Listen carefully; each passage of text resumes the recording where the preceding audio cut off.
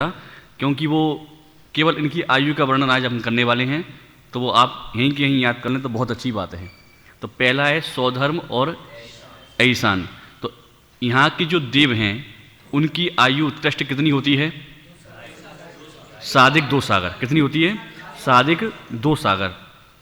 अब ये जो आप 2.5 सागर बोल रहे हैं वहाँ लिखा हुआ है, उसमें ऐसा है सामान्य से आयु तो है 2 सागर, और जो साधिक की बात है, ये साधिक आयु किनकी होती है कि जो घातायुष्क जीव होते हैं उन जीवों की साधिक आयु होती है, और वो कितनी होती है कि वो आधा सागर होती है। तो उसमें भी जो सम्यक दृष्टि जीव हैं उनकी तो आधा सागर होती है, और जो मिथ्या दृष्टि जीव हैं उनकी और भी कम होती है, आधे सागर से कम अधिक आयु होती है, और सामान्य रूप से 2 सागर आयु होती है। ये घातायुष्क जो जीव हैं ये कौन से स्वर्ग तक होते हैं? 12वें स्वर्ग तक घातायुष्क वाले जीव होते हैं। तो पहले युगल की अधिकतम जो आयु है वो कितनी है? साधिक 2 सागर। फिर दूसरा युगल देखा था, तो दूसरे युगल की कितनी आयु है? साधिक 7 सागर। स्वर्ग कितने हो गए? 4। युगल 2 है ना, स्वर्ग कितने हो गए? 4। तो 4 माने चौथे स्वर्ग तक के जीवों की आयु साधिक 7 सागर। इसके बाद में सूत्र तो हमने कल पढ़ लिया था, एक बार और पढ़ लेते हैं अभी हम। अब 7 सागर की आयु हमने देख ली है, फिर लिखा है अगले अगले युगलों की आयु। तो वो जो अगले अगले स्वर्गों के जोड़े हैं उनकी जो आयु लिखी है वो स्टार्ट की 3 माने 3 से, सप्त मतलब 7 से। तो पहले वालों की 7 तक हो गई, तो बाद वालों की 3 कैसे होगी? तो उसके लिए जो पहले हमने 7 देख लिया, अब बाद में जितनी आयु लिखी है ना 3, 7, 9, 11, इन सब को उन 7 से जोड़ना है। ऊपर जो 7 हमने आयु देखी, 7 सागर की आयु देखी, उस 7 सागर से इस सूत्र को जोड़ना है। यदि नहीं जोड़ेंगे तो सूत्र का अर्थ गलत हो जाएगा, क्योंकि अगले जोड़े की आयु लिखी, युगल की आयु लिखी कितनी? 3 माने 3। तो 3 सागर तो होगी नहीं, क्योंकि 3 सागर तो पहली हो गई ना, मैंने साधिक 2 के बाद तो सीधे साधिक 7 आए, तो 3 की तो बात ही नहीं है। तो इसलिए 7 की आयु 7 सागर की बात कर ली, उस 7 सागर में अब 3 को जोड़ेंगे, तो अगले युगल की आयु कितनी हुई? 10 सागर हुई। समझ में आया आपको? तो इस प्रकार से इसका अर्थ है। पहले हम सूत्र बोलेंगे दोनों, फिर इनकी अर्थ देखते हैं। त्रि सप्त नवैकादश त्रयोदश पंचदश भी रधिकानि तु। पंचदश भी अधिकानि तु। तो पूरा पढ़ेंगे तो पंचदश भी रधिकानि तु, और विच्छेद करेंगे तो पंचदश भी अधिकानि तु। ठीक है, पूरा बोल रहे हैं हम। त्रि सप्त नवैकादश त्रयोदश पंचदश भी रधिकानि तु।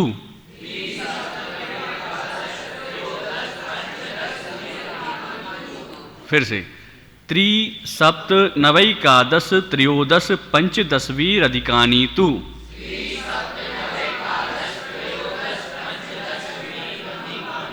चलिए पहले इसी सूत्र का हम अर्थ देख लेते हैं। इस सूत्र के अर्थ के लिए आप नेक्स्ट पेज पर देखिए, 201 पेज पर देखिए। पहले तो ऊपर लिखा हुआ है जो सानत कुमार महेंद्रयो सप्त की बात की, तो सानत कुमार और महेंद्र स्वर्ग में देवों की उत्कृष्ट आयु 7 सागर से कुछ अधिक है। फिर कहा पूर्व सूत्र में कहे हुए युगलों की आयु 7 सागर से क्रम पूर्वक।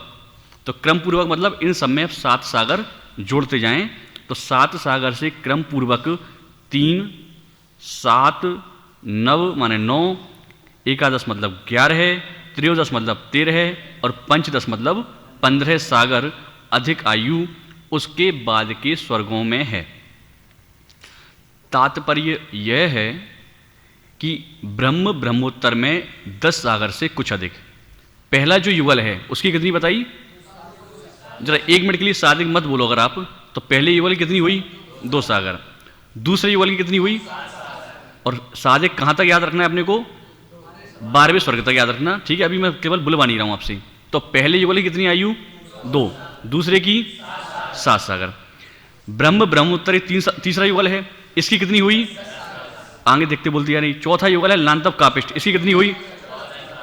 पांचवें युगल की, छठवें युगल की, सातवें की और आठवें की। तो 8 युगल में 16 स्वर्ग हो गए, तो 8वें की है 22 सागर। अब जरा आप यहां देखिए, तात्पर्य यह है कि ब्रह्म ब्रह्मोत्तर में 10 सागर से कुछ अधिक, लांतव कापिष्ट युगल में 14 सागर से कुछ अधिक, शुक्र महाशुक्र में 16 सागर से कुछ अधिक, सतार सहस्रार में 18 सागर से कुछ अधिक, तथा आनत प्राणत में 20 सागर और आरण अच्युत में 22 सागर। आनत प्राणत में और आरण अच्युत में 20 और 22 सागर में कुछ अधिक नहीं लिखा, क्योंकि 12वें स्वर्ग तक अधिक आयु वाले जीव होते हैं, घातायुष्क वाले जीव होते हैं। उसके ऊपर के जीव घातायुष्क नहीं होते, तो इसलिए उनकी आयु अधिक नहीं होगी। तो आनत प्राणत में 20 सागर और आरण अच्युत में 22 सागर। जरा आप ऐसे ही बोलना, 8 युगल है ना, तो पहले अभी सादिक मत बोलो, एक बार फिर से। पहले युगल की कितनी है? दूसरे की, तीसरे की, चौथे की, पांचवें की, छठवें की, सातवें की, आठवें की। सबकी आवाज नहीं आ रही, फिर से। पहले की, पहले की, दूसरे की, तीसरा, चौथा, पांचवा, छठवा, सातवां और आठवां। किसको याद हो गया? जिसको पहले से याद है वो मत बोलना अभी। अभी किसको याद हुआ? दीपक बोलो।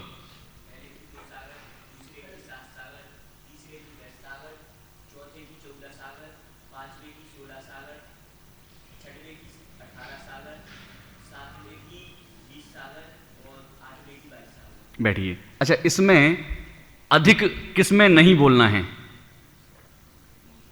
निष्कर्ष, लास्ट के 2 क्या? स्वर्ग के युगल। हाँ, तो 2 क्या कहलाएंगे? स्वर्ग कहलाएंगे कि युगल कहलाएंगे? तो लास्ट के 2 युगल में सादिक नहीं बोलना है। और स्वर्ग कहना हो तो कितने में सादिक नहीं बोलना है? तो 4 स्वर्गों में सादिक नहीं बोलना है, और पहले सब में सादिक बोलना। अभी आपने नहीं बोला याद करवाने के लिए, तो पहले सब में सादिक बोलना, और आखिरी के जो 4 स्वर्ग अथवा 2 युगल हैं उनमें सादिक नहीं बोलना। तो आयु याद हो गई, 22 सागर तक आयु याद हो गई। चलिए, 22 सागर आयु कहाँ तक की हुई? कि 16वें स्वर्ग के देवों तक की आयु 22 सागर हुई। और हमने तो सामान्य देवों की आयु कितनी सुनी है? 33 सागर। तो अभी कितना डिस्टेंस है इनमें, डिफरेंस है? कितना है? अरे 22 से 33 में कितना है? 11 का है। तो 11 सागर की जो आयु है वो कहाँ कहाँ होती है, उसको हम अगले सूत्र में देखेंगे।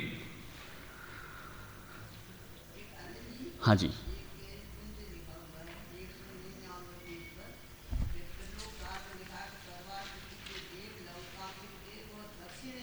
हाँ,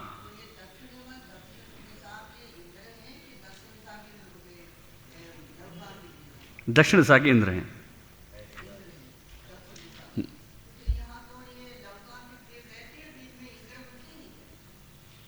नहीं, लोकांतिक देव अलग हैं, ये अलग हैं। ये हाँ, ये अलग है, ये अलग है। हाँ, देखिए आप, तो अगला सूत्र बोल रहा हूं, पहले संधि विच्छेद, फिर साथ में आरण अच्युतात, आरण अच्युतात, ऊर्ध्व ऊर्ध्वम, एक एकेन नवसु ग्रैवेकेषु विजयादिषु सर्वार्थ सिद्धौच आरणाच्युता दूर्ध्वमैकैकैन, आरणाच्युता दूर्ध्वमैकैकैन नवसु ग्रैवेकेषु विजयादिषु सर्वार्थ सिद्धौच। देखिए बाप, वैसे तो आरण और अच्युत स्वर्ग की बात ऊपर हो गई थी, तो आरण और अच्युत स्वर्ग में आयु कितनी थी? अभी हमने जो देखी थी 22 सागर।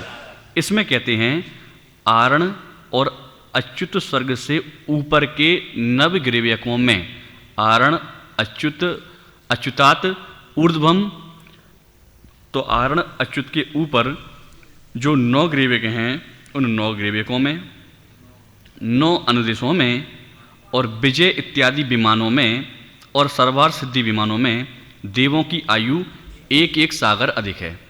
बस इसमें थोड़ा सा इतना अंतर रहेगा कि ये जो एक एक सागर अधिक की बात कही, तो 16 स्वर्गों के ऊपर जो 9 ग्रीवक हैं उन 9 ग्रीवकों में तो एक एक सागर अधिक है। हर एक ग्रीवक में पहले ग्रीवक से एक सागर अधिक आयु है।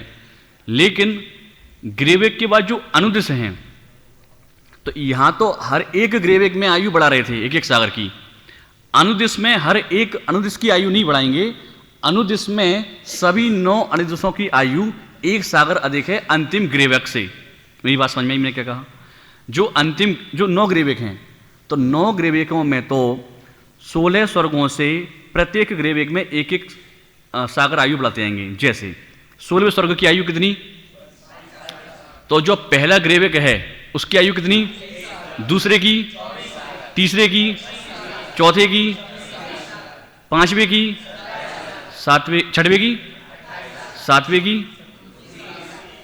और आठवें की, गलत होगी कुछ, और 90 की 31 सागर। ठीक है, 90 कितनी? 31 सागर।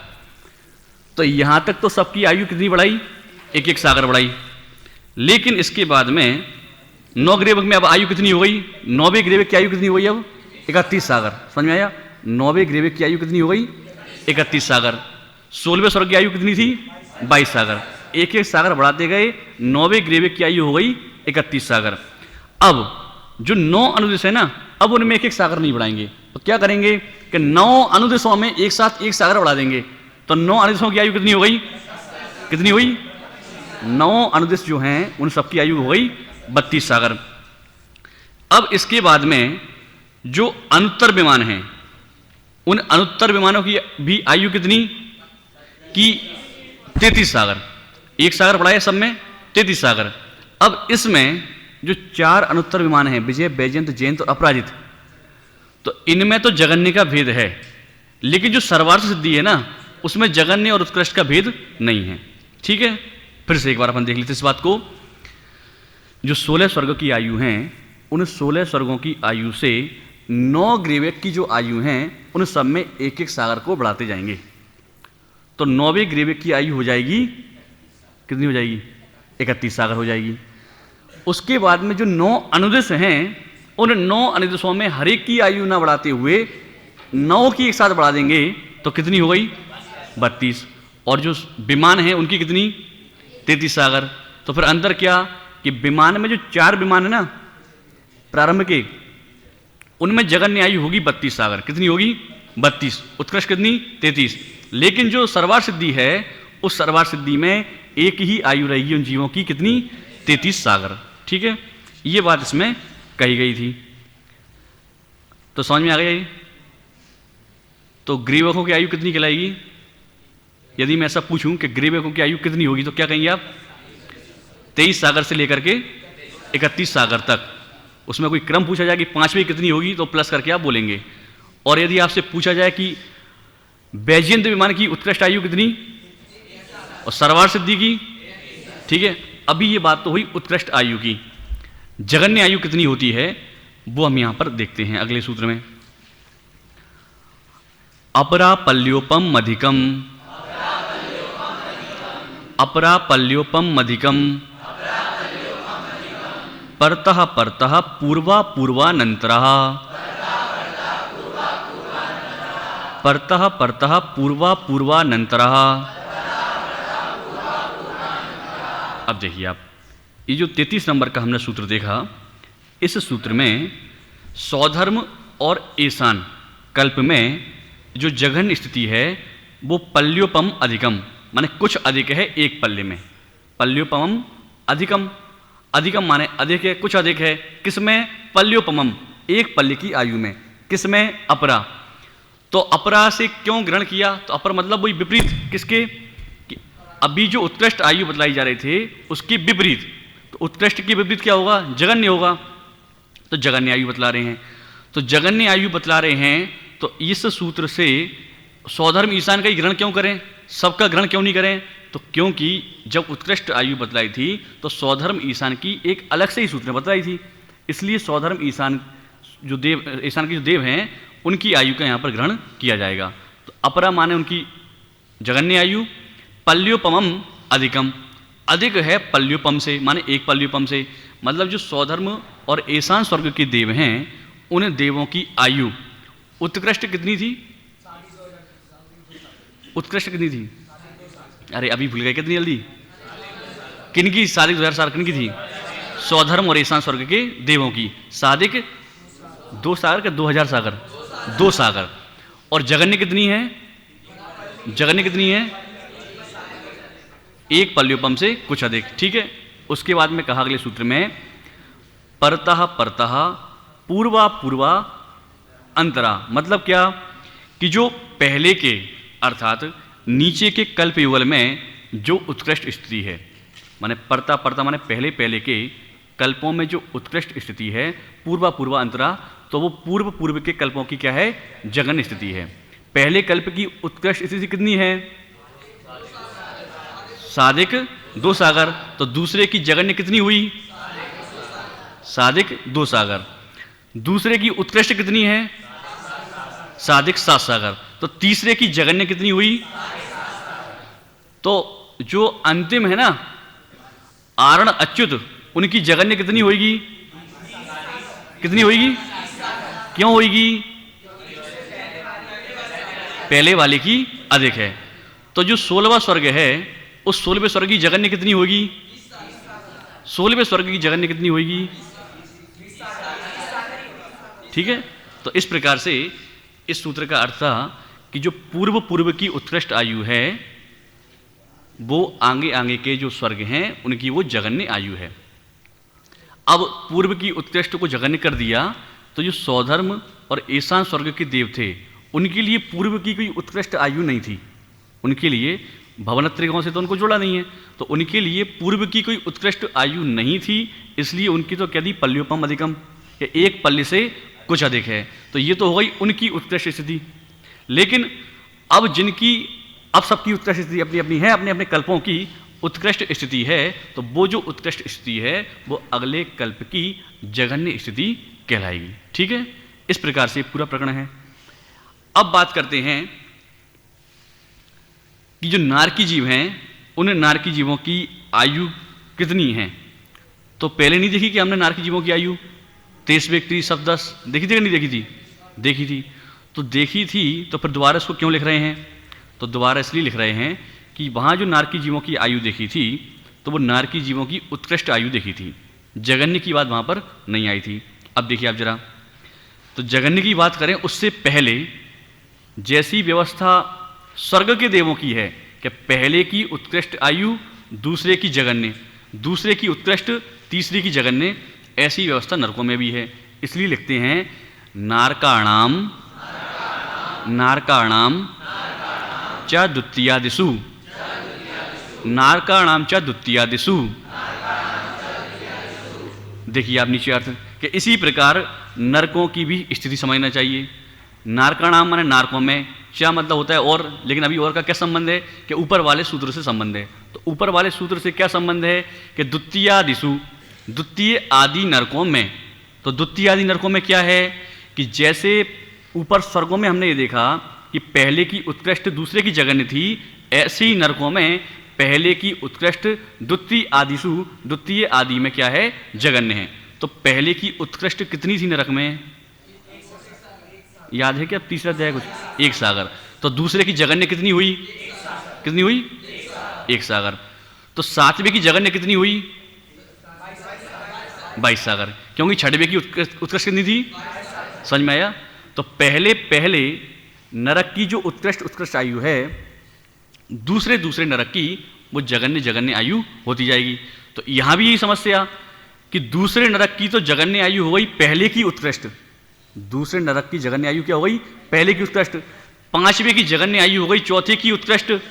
लेकिन पहले की जगन्य आयु क्या है?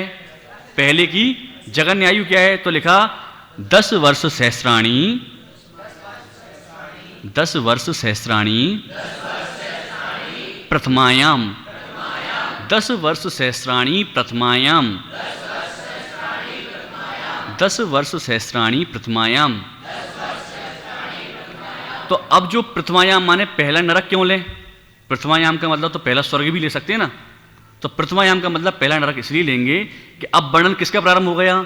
कि ऊपर के सूत्र से नरक का वर्णन प्रारंभ हो गया। ऊपर नरक का नाम स्पष्ट लिख दिया। तो 10 वर्ष सहस्राणी, और स्वर्गादिक की क्यों नहीं लेंगे? क्योंकि स्वर्गादिक की बता दी परी।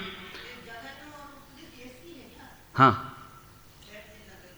नहीं, पहले नरक की जगन्य तो 10,000 वर्ष है, उत्कृष्ट 1 सागर है, और दूसरे की जो जगन्य है वो भी 1 सागर है, क्योंकि पहले की उत्कृष्ट, दूसरे की जगन्य, दूसरे की उत्कृष्ट, तीसरे की जगन्य।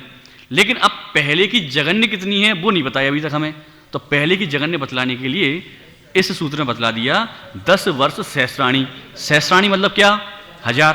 10 वर्ष माने कितने 1000 वर्ष हुए? 10,000 वर्ष। प्रथमायाम मतलब किसकी? पहले नरक की। तो पहले नरक की जगन्य आयु कितनी हुई? 10,000 वर्ष। और नरक की जगन्य आयु पूछें सामान्य से कि नरकों में जगन्य आयु कितनी और नरकों में उत्कृष्ट आयु कितनी? वैमानिक देवों की जगन्य आयु कितनी? वैमानिक देवों की जगन्य आयु कितनी? अरे जस्ट अभी हाल पढ़ा हमने 33वें सूत्र में। कितनी है? साधिक 1 पल्ले। कितनी है? साधिक 1 पल्ले। किसकी? वैमानिक देवों की जगन्य आयु। और वैमानिक देवों की उत्कृष्ट आयु 22 सागर। तो संसार में 4 गतियां हैं, उन 4 गतियों में सामान्य अपेक्षा बात करूं, माने त्रिंश को जरा गुण कर दें तो उत्कृष्ट आयु कितनी होती है? जो परिवर्तन रूप गति है उनमें उत्कृष्ट आयु कितनी अभी? कि 33 सागर। ठीक है, माने स्वर्ग और नरक की अपेक्षा। त्रिंशों में तो फिर वो अनंतों काल की बात है, इसलिए वहां पर हम इसको हटित नहीं कर सकते हैं। और नरक की जगन्य आयु कितनी? नरक की जगन्य आयु कितनी? 10,000 वर्ष। ठीक है, फिर लिखा भवनेषु च। क्या लिखा? अरे क्या लिखा? और ये 37वां सूत्र क्या है? 37वां सूत्र क्या है? ठीक है, और 38वां क्या है? व्यंतराणाम च। क्या है? 37वां, 38वां। अब ये क्या करें इसका कि ये जो भवनेषु च लिखा और व्यंतराणाम च लिखा, तो इसका अर्थ है कि अभी जो जगन्य आयु नरक के लिए बतलाई वही जगन्य आयु हम यहां पर लगा लें। तो भवनेषु च मतलब भवनवासियों की जगन्य आयु कितनी? भवनवासियों की जगन्य आयु कितनी? नारकियों की जगन्य आयु कितनी? पहले नरक की जगन्य आयु कितनी? बैंतरों की जगन्य आयु कितनी? याद हो गया? 10,000 वर्ष कहां कहां आ रहा है? एक तो नारकियों में, पहले नरक में, भवनवासी देवों में और बैंतरों में। ये इनकी हो गई जगन्य आयु। नेक्स्ट सूत्र देखिए आप जरा। परापल्योपम अधिकम, परापल्योपम अधिकम ज्योतिष्काणाम च, ज्योतिष्काणाम च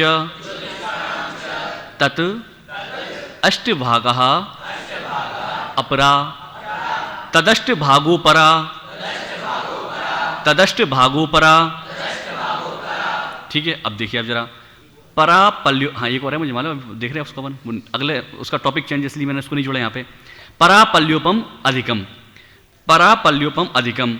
तो जो बैंतर हैं देव हैं, उन बैंतरों की उत्कृष्ट स्थिति 1 पल्ले से कुछ अधिक है। किसकी? बैंतरों की।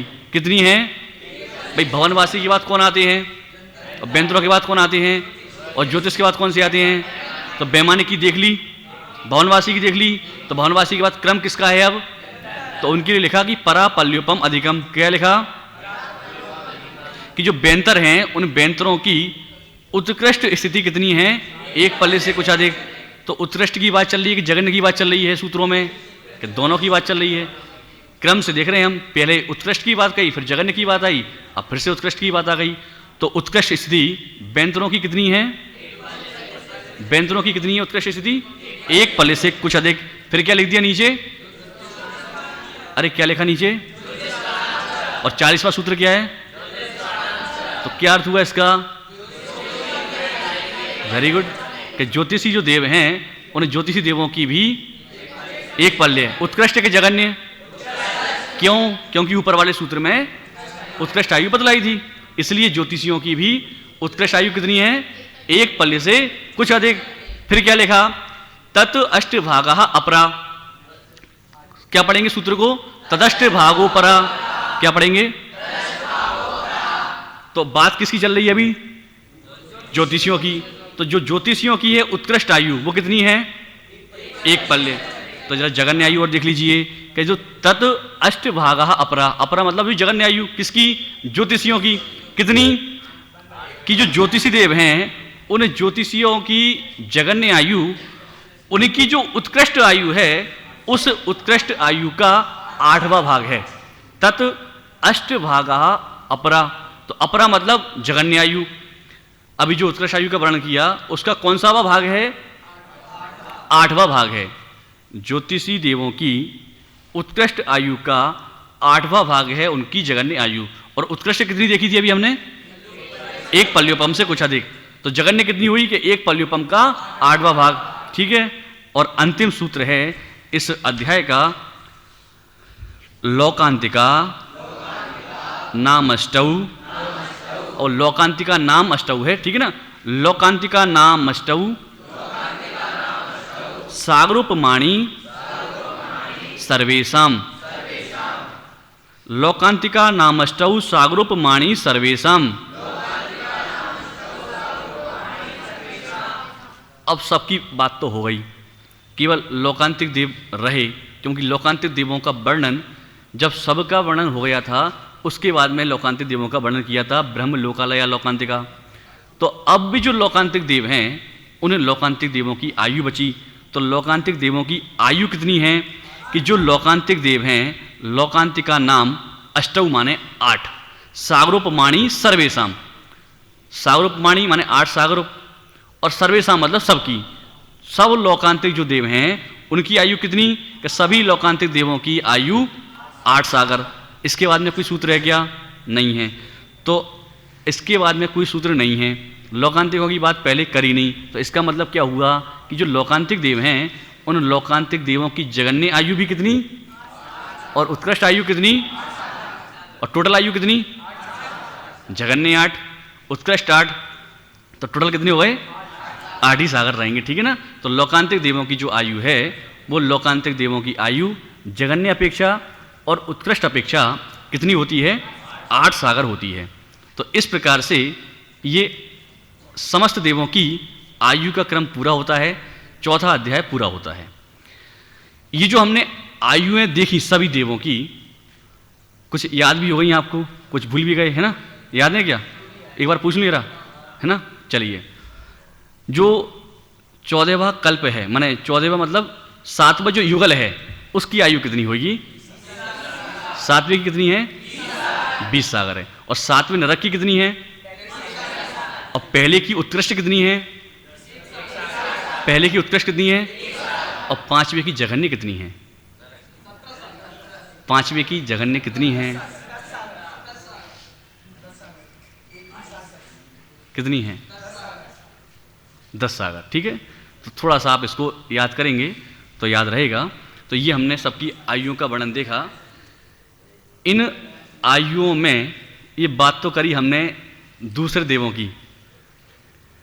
कल से नवीन अध्याय प्रारंभ करेंगे, अभी बस 5-7 मिनट और बात करते हैं। तो ये जो हमने आयुएं देखी सभी देवों की, तो सब देवों की आयुओं में इनको हमने जाना, तो इससे हमें क्या प्रयोजन की सिद्धि हुई? थोड़ा सा विषय चेंज कर रहा हूँ कि इससे हमें क्या प्रयोजन की सिद्धि हुई। भाई हमने जान ली कि लोकांतिक देवों की आयु 8 सागर, तो उसका हम क्या करें? हमने ये जान लिया कि जो लोकांतिक देव हैं वे लोकांतिक देव नियम से अगले भव में मोक्ष जाते हैं, तो उससे हमें क्या फ़ायदा? वे जाते हैं तो जाएं, हमें उससे क्या प्रयोजन सिद्ध होने वाला है? तो ये जो सबकी आयु आदि के वर्णन हैं, तो इन आयु आदि के वर्णन में कल कुछ स्थान हमने देखे थे कि इन आयुओं के क्रम में हमने उन स्थानों को प्राप्त नहीं किया है जो एक भव और द्विभव वाले होते हैं। उन स्थानों को हमने प्राप्त इन आयुओं के क्रम में नहीं किया है। और जितनी भी आयुएं हैं उन सबको तो हमने प्राप्त किया है, लेकिन उन आयुओं को प्राप्त करते हुए भी जो हमने पहले सूत्र देखा था ना, गति शरीर परिग्रह अभिमान तो हीना, कि गति शरीर और परिग्रह और अभिमान आदि से तो हीन होते हैं। तो वो सब हमने देखा, वो सब हमने किया हुआ तो है, लेकिन वो सब करने के बाद, माने उन सब आयुओं को भोगने के बाद भी उस लौकिक सुख को, माने हम जिस लौकिक सुख को पूर्ण भोग सकते थे वो तो हमने भोगा। माने संसार अवस्था की, संसार की अपेक्षा यदि मैं बात करूं, जिन आयुओं को प्राप्त करने के बाद मोक्ष की प्राप्ति नियम से होती है, उनको गौण करते हुए जिन आयुओं को प्राप्त करने के बाद संसार में भ्रमण चलता रहता है, कोई भ्रमण का अभाव हो जाए ऐसा नहीं है, तो उन आयुओं को तो हमने प्राप्त किया हुआ ही है। 16 स्वर्गों तक गए हैं, 9 ग्रीवकों तक गए हैं, अनुदिशों में भी गए होंगे, और विमानों में भी गए हैं क्या? विमानों में तो नहीं गए। क्यों नहीं गए? क्यों नहीं गए विमानों में? कि जो विमान में गए वो जीव कितने भव मोक्ष आते हैं? कि 2 भव में नियम से मोक्ष आते हैं। तो ऐसा नहीं हो सकता कि हम विमान में गए हों और अभी विमान से वो पहला ही भव हो हमारा, दोबारा विमान में जाएं फिर मोक्ष चले आएँ, ऐसा हो सकता है क्या? तो ऐसा भी संभव नहीं है। तो हम विमानों में तो गए नहीं, अनुदेशों में भी हम नहीं गए, लेकिन हमने पढ़ा है कि मुनिव्रत धार अनंतवार ग्रीवक उपजायो। अभी मेरा आपसे प्रश्न कि कल मेरे से कोई इसी संबंध में प्रश्न कर रहा था। मुनिव्रत धार अनंतवार ग्रीवक उपजायो, और ग्रीवकों की आयु हमने पढ़ ली। कितनी आयु थी ग्रीवकों की? ग्रीवकों की आयु पूछ रहा हूं मैं, कितनी थी? कितनी थी? 23 से 31, 22 सागर तो सूर्य में स्वर्ग की उत्कृष्ट आयु है। तो मुनिव्रत धार अनंतवार ग्रीवक उपजायो, तो ये जो हमने मुनिव्रतों को धारण करके अनंतवार ग्रीवक पद को प्राप्त किया है। अब मेरा प्रश्न है आप लोगों से कि क्या समस्त मुनि पद को धारण करके ग्रीवक तक पहुंचते हैं? नहीं पहुंचते। पहुंचते हैं क्या? नहीं जाते। क्यों नहीं जाते?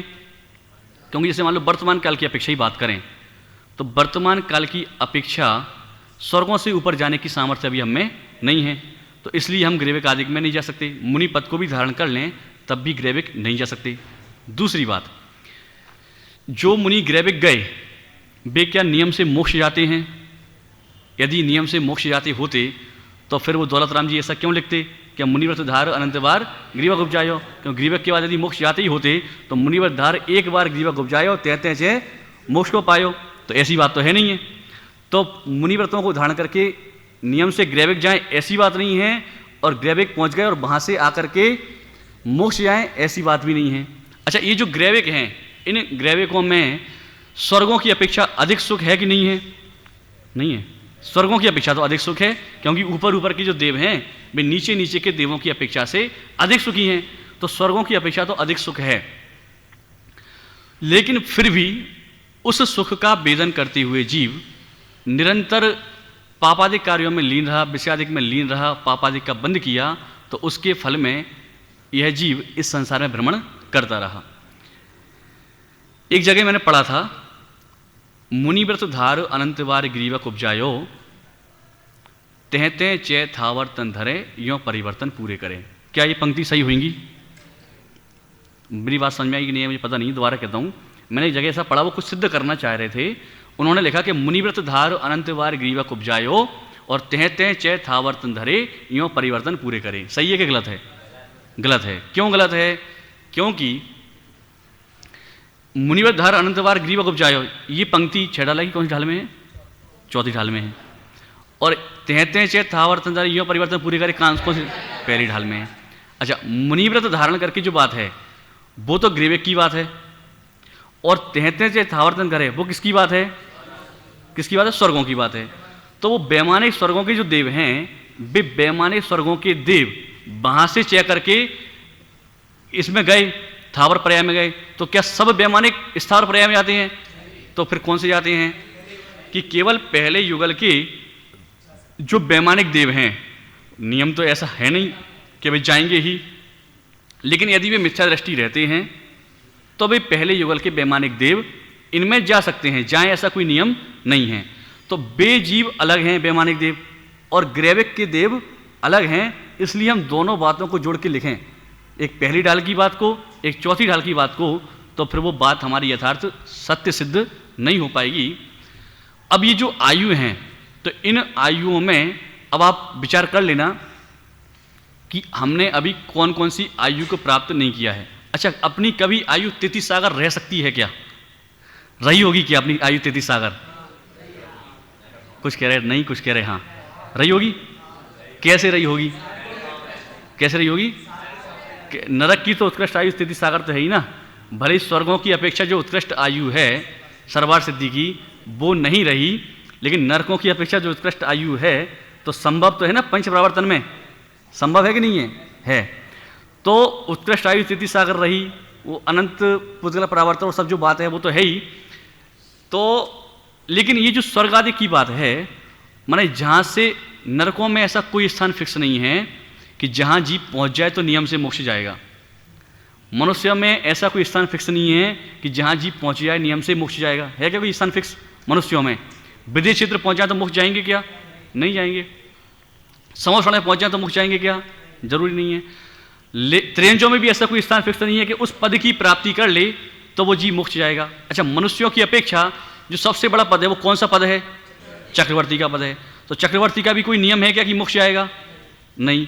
तो मनुष्यों की अपेक्षा तो मोक्ष जाने की बात है नहीं, त्रियंचों की अपेक्षा मोक्ष जाने की बात है नहीं, नारकी जीवों की अपेक्षा मोक्ष जाने की बात है नहीं। अभी क्या बचे? देव। तो देवों में भी जो कुछ फिक्स पोस्ट हैं जिनकी हम चर्चा पहले कर चुके हैं, कल कर चुके हैं, उन पदों पर यदि कोई जीव पहुंचा तब तो वह मोक्ष जा सकता है, अन्यथा तो वह कैसे ही चाहे तो स्वर्गों के सुख का वेदन करे, नरकों के दुख का वेदन करे, वह मोक्ष जाने की पात्रता नहीं रखता है। तो ये जो हमने चर्चा की आयु आदि कर्म की, तो यहाँ अभी हमारा चौथा अधिकार पूर्ण हुआ। अब मैं आपसे एक प्रश्न कर रहा हूँ, आपको पहले बताया हुआ है, प्रश्न थोड़ा चेंज करके पूछ रहा हूँ, कल की भूमिका अभी बना रहा हूँ, कल हम आगे की चर्चा करेंगे। मेरा प्रश्न ये है, 1 से 4 अध्याय तक कौन से तत्व का वर्णन हुआ और 5वें अध्याय में कौन से द्रव्य का वर्णन है? 5वें अध्याय में कौन से द्रव्य का वर्णन है? फिर से, पहले अध्याय में कौन से तत्व का वर्णन है? दूसरे अध्याय में कौन से तत्व का है? तीसरे अध्याय में, चौथे अध्याय में, और 5वें अध्याय में कौन से द्रव्य का वर्णन पूछ रहा हूं मैं आपसे। ठीक है, तो एक तो मुख्य रूप से तो पुद्गल, धर्म, अधर्म, आकाश और काल। अच्छा, अभी तत्व की अपेक्षा बात करें तो कौन से तत्व का वर्णन है? अजीव तत्व का वर्णन है। मुख्य रूप से किसका है? अजीव का। जीव की बात भी आई है, जीवाश्च लिखा, परस्परो ग्रहो जीवा नाम लिखा, जीव की भी बात है, लेकिन मुख्य रूप से किसका वर्णन है? अजीव द्रव्यों का। तो मैंने आपको द्रव्यों के नाम पूछे थे, कौन कौन से अजीव द्रव्य हैं? जीव को छोड़ करके अब जो 5 द्रव्य बचे उनका वर्णन किसमें है? 5वें अध्याय में है। तो कल से 5वें अध्याय में जो अजीव तत्व अथवा पुद्गल, धर्म, अधर्म, आकाश, काल, ये जो 5 द्रव्य हैं, इन द्रव्यों के हम वर्णन देखेंगे। और 6वां अध्याय उसमें किसका वर्णन है? आश्रम में शुभ आश्रव के अशुभ आश्रव? अशुभ आश्रव का। 7वें में किसका वर्णन है? 8वें में, 9वें में और 10वें में मोक्ष का वर्णन है। तो शेष चर्चा हम कल करेंगे।